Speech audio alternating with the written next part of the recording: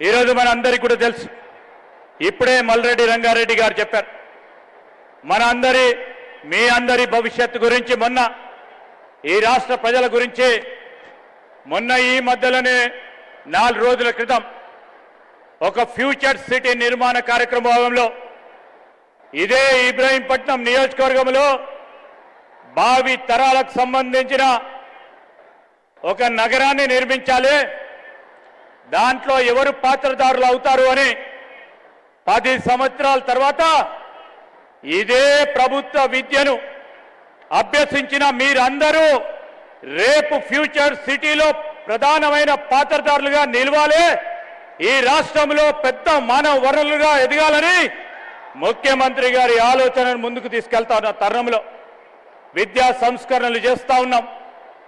ముఖ్యమంత్రి గారు స్వయానా విద్యాశాఖ బాధ్యతలు నిర్వహిస్తూ సంస్కరణలు మాటల వరకే ఆపకుండా రాగానే యంగ్ ఇండియా ఇంటిగ్రేటెడ్ స్కూల్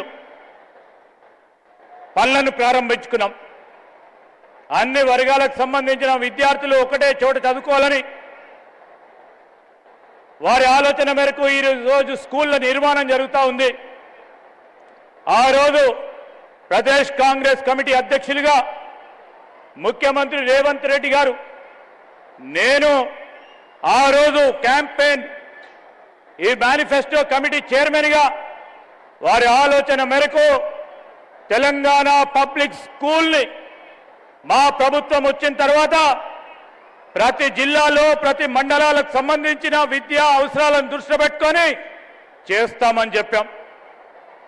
ఈరోజు 6 గ్యారంటీలో భాగంగా మరొక గ్యారంటీని ఈరోజు ముఖ్యమంత్రి గారి చేతుల మీదుగా ఆరుట్ల గ్రామంలో తెలంగాణ పబ్లిక్ స్కూల్ను ఏర్పాటు చేస్తా ఉన్నాం.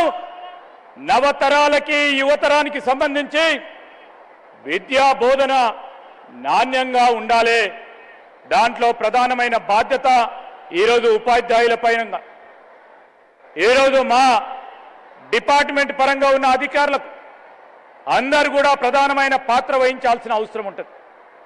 మా ఆలోచన, మా రాజకీయంగా మా పొలిటికల్ విల్ను చూపెట్టాం, గవర్నెన్స్ పరంగా అడ్మినిస్ట్రేటివ్ విల్ను కూడా చూపెడతాం.